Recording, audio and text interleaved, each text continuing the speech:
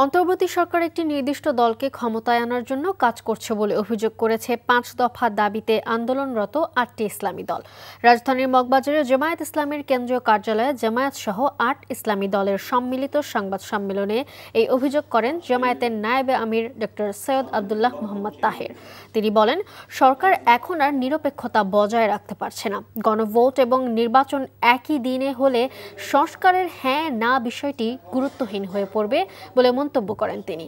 প্রধান উপদেষ্টাকে তার বক্তব্য প্রত্যাহার করে নির্বাচন এবং গণভোট আলাদা দিনে করার আহ্বান জানান মোহাম্মদ তাহের। যদি ভোট সেদিন মানুষের মনোযোগের অভাবে কম হয়, তাহলে যারা সংস্কার চাচ্ছে না তারাই সেদিন আবার এই প্রশ্ন উঠাবে, যেহেতু গণভোটের ব্যাপারে ভোট কম হয়েছে, সুতরাং এটা জনগণ চাইনি বলে বিবেচিত হোক এবং তারা সংস্কার থেকে সেদিন চলে যাবে।